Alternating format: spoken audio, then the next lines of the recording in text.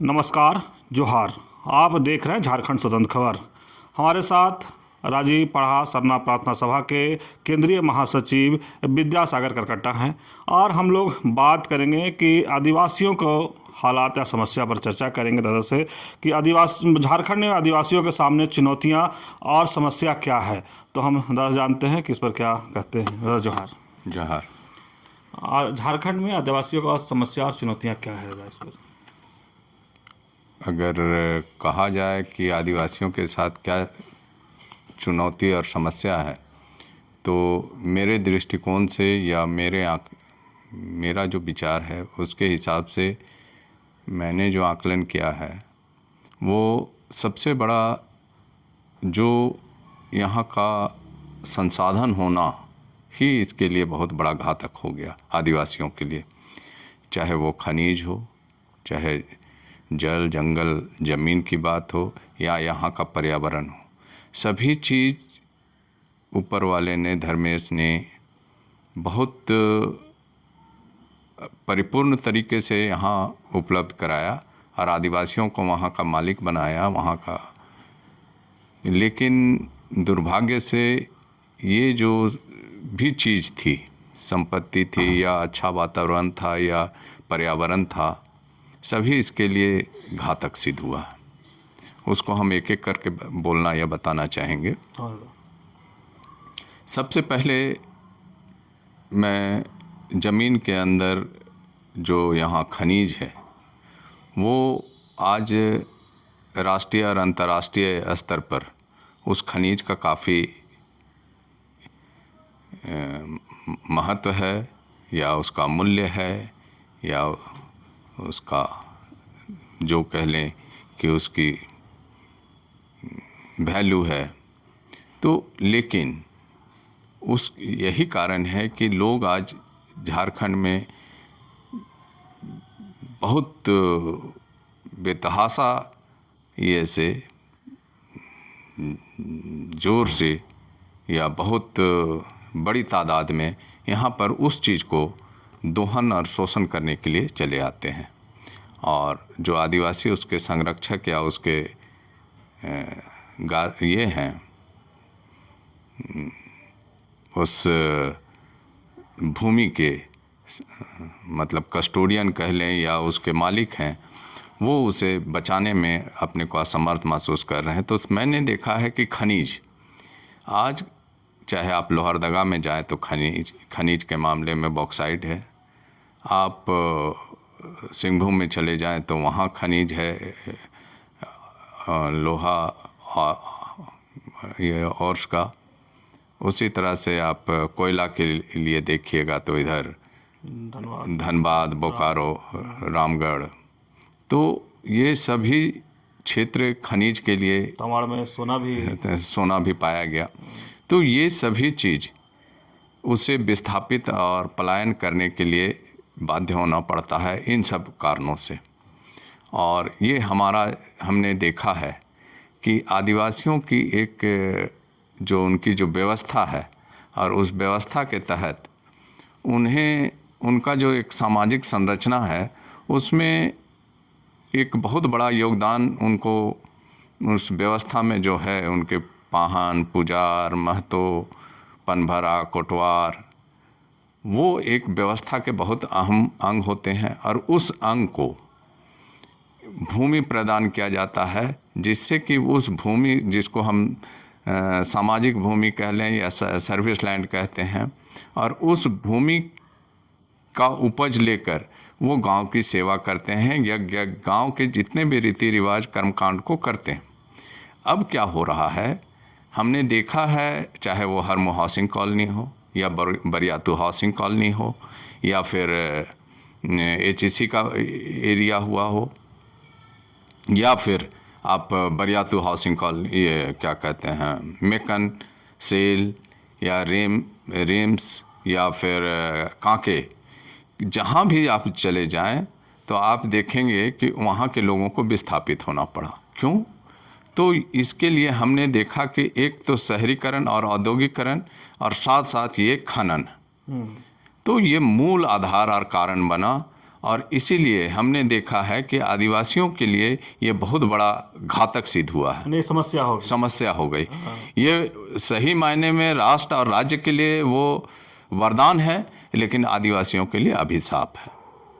और ये जो हम बता रहे थे कि हमारे जो सामाजिक व्यवस्था की जो भूमियाँ होती है, उस भूमि से वो भूमि उनको गांव के तरफ से या सामूहिकता से समाज की ओर से दिया जाता है, ताकि वो उस भूमि से अपना जीविकोपार्जन करें और उस भूमि के माध्यम से,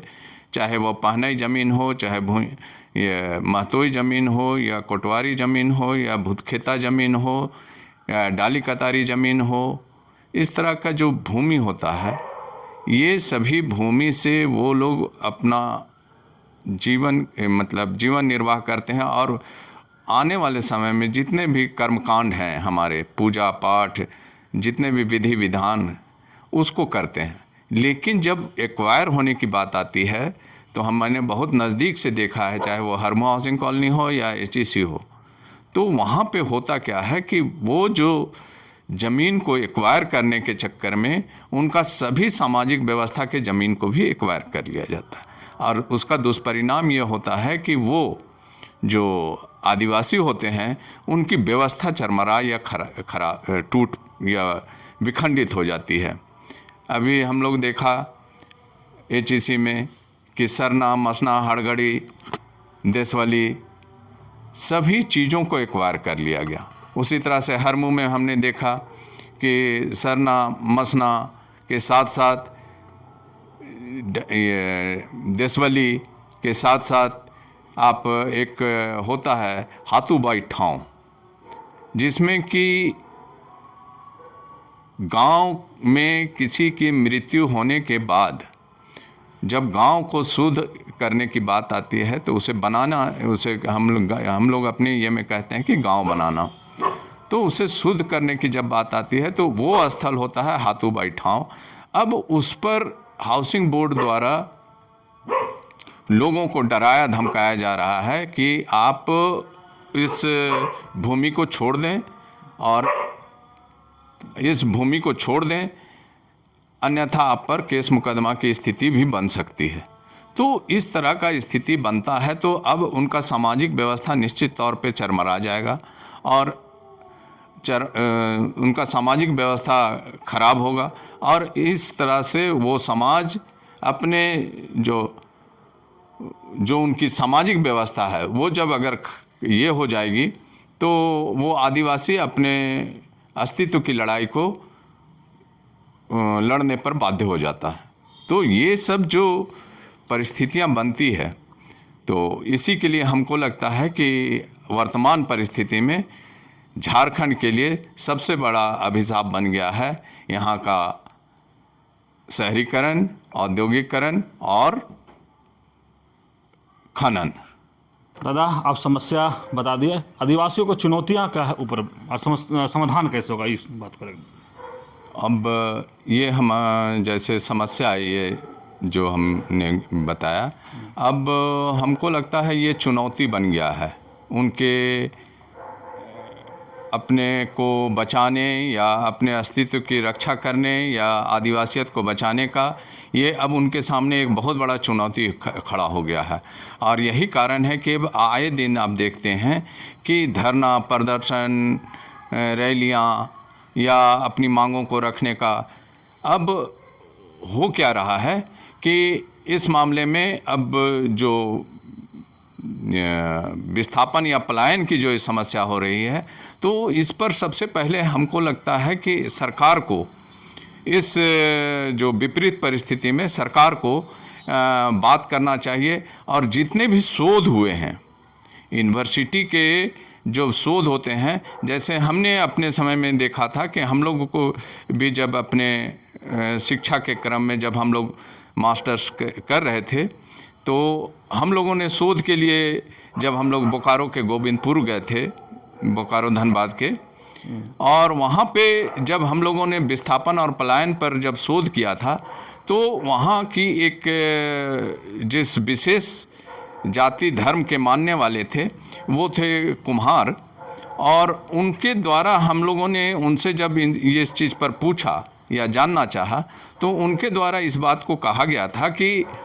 निश्चित तौर पे हम अपने बाप दादा का जो ज़मीन था उससे बहुत खुशहाल थे और हमारी जो परंपरागत व्यवस्था थी उससे भी हम खुशहाल थे, लेकिन जब से खनन की प्रक्रिया चालू हुई है तब से हम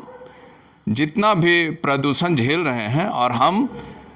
उसका जो लाभ है वो लाभ हमको तो नहीं मिल रहा है और हम विस्थापन और पलायन का दंश झेल रहे हैं। तो कमोबेश वही स्थिति आज आदिवासियों के साथ भी है कि आज वो जो चुनौती देख रहे हैं, इस चुनौती को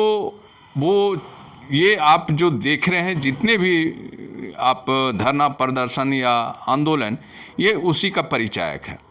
तो इसमें हमको जो लगता है कि जो सरकार स्तर पे गंभीर होकर